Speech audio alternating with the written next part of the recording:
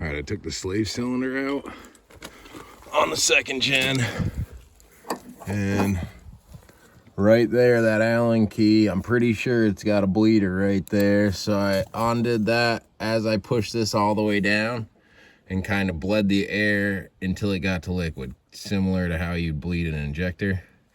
And then I'm also pushing this all the way in because it doesn't go all the way in when it's in the truck. So I'm pushing this all the way in, and I'm waiting for bubbles to come up here and watch what happens when I push it in. There won't be much bubbles because I think I got them all, but it raises the liquid. You want to do this real slow or you'll just spill a bunch. But I'm pretty sure that I got all the bubbles out, all the air pockets out.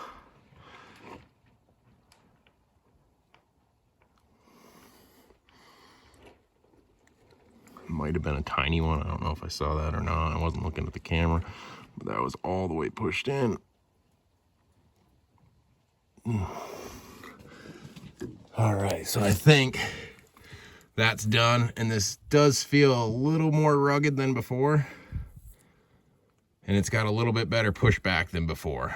So I think I'm going to reinstall it, see if that improved the clutch. I was also going to look into that slave cylinder hole just to kind of inspect in there, see if I could see what kind of clutch it might have, and just see if there's any junk or anything bad in there that I should be taking care of before doing that. But I pretty much just ran this however I could to get it over here close enough. I'm gonna have to fish it back through, but this was so I could do this one person, just pushing this and watching the slave cylinder for bubbles. So that's how I did that. Now I'm just fishing it back through so I can get it down to where it needs to be.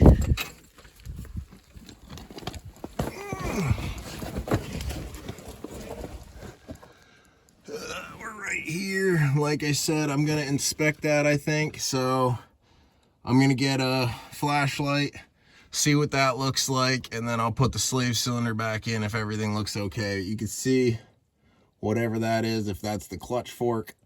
Not 100% sure, never worked on these rigs before, but that's my plan. You can see it's all degreased.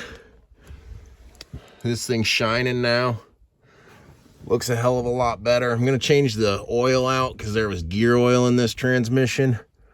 My 6-speed's running the synchro whatever fluid, not as thick.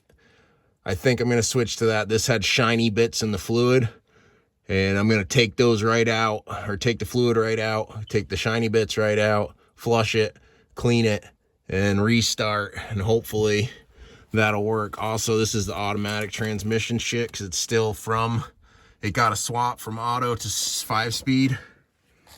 But in here is where I'm gonna look, and then after that, we'll put it back together and see if it shifts into gear right or not. If not, it might need a slave cylinder or it might be the clutch. But in theory, this should be lighter and easier to work on than the 6-speed, and at least I'm not having to pull the motor. I'll only have to pull this transmission. So that won't be as bad as doing the 6-speed. Here's a little more of that. Actually, that one, it's not quite broken, but man, is that twisted. And then this one, same thing. There you go.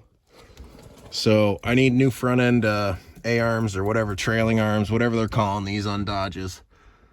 I'll get those in, hopefully, and straighten out the alignment. It almost looks like the axle's fucking sideways, pushed back on that side for sure. I'm sure it's pushed back on both sides the way these are bent. So try to figure out alignment, maybe get some tires, see how they're wearing. That's a long ways away, probably. First is getting this clutch right, making sure everything's good there. But I'm gonna go ahead and inspect that and keep just chugging along on this thing, see if I can get the clutch back or get it to shift in gear without having to buy parts is all I'm trying to do.